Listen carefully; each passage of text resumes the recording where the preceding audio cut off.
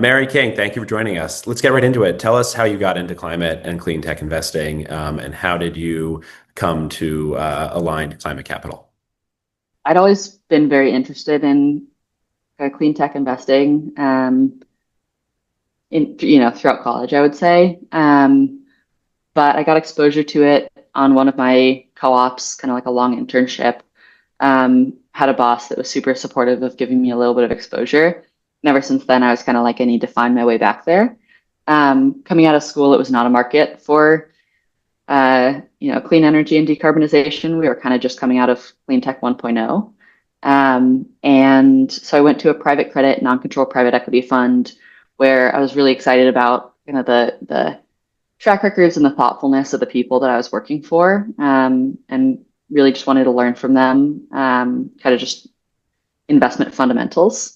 Did that for a couple of years, and I found myself getting a lot more excited about kind of anything that touched the energy world, especially where there's a decarbonization component. But for example, like the last deal I did there was I was working on a natural gas pipeline components company, and I kept wanting to kind of go down these rabbit holes of like, you know, what does the future of pipelines look like? Can we mix hydrogen into them at what percentages? And as I was going through that process, I called up a couple of friends in the kind of clean energy and climate tech investing world, and they were both like, what are you doing? Like, just move over to this industry. Like, now's the time. People are hiring. The skill set's transferable. So one of them was at a mentor who's was and is still at Shell Ventures. The other one is actually now at Generate and had sent me a posting at Aligned, and recommended applying. So I joined Aligned a little over 4 years ago. Um, and I think the benefit of joining when a company like a firm is pretty small and lean is you get a lot of exposure and a lot of opportunities.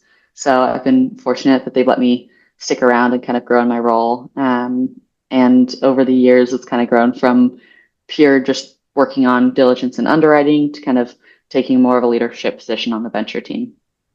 It's great. How has the landscape changed? Since you started at Aligned, and especially since the rollback of the IRA. So when I joined Aligned, it was pre IRA, and we were kind of in that phase where we weren't sure, if it was going to happen and what would be in it if it did happen. So there was kind of like a lot of back and forth of like excitement and kind of dropping it and excitement dropping it. And ultimately, it did get done and kind of like pretty early on in my time here.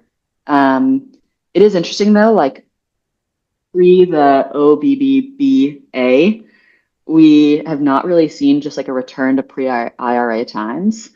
There's just so much more like negative sentiment because there's so much more uncertainty. But the interesting thing is like in many ways we are going, it's relatively similar dynamics. A lot of tech has come down the cost curve in the last 4 years. We have a lot of visibility kind of into like what technology can stand on its own 2 feet without, certain subsidies.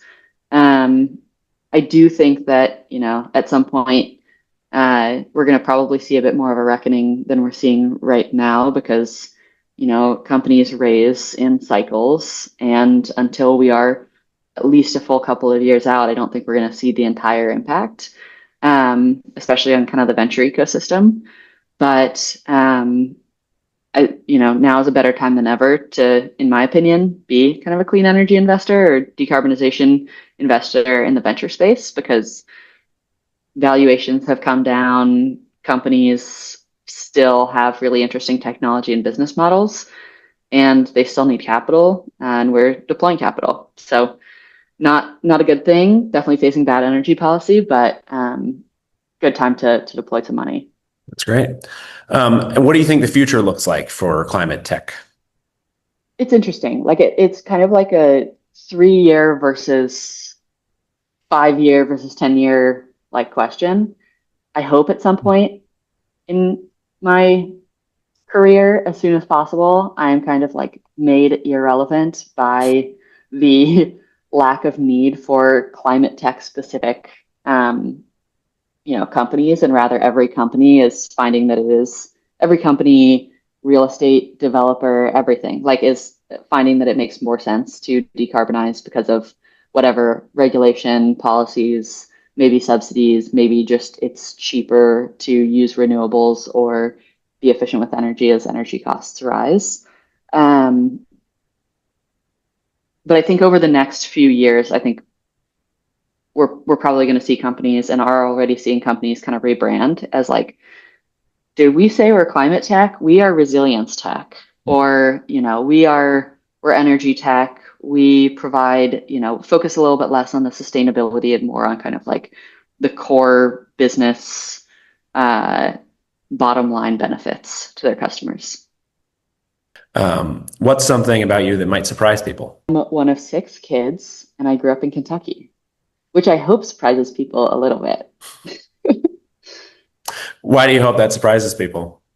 Uh, I love Kentucky.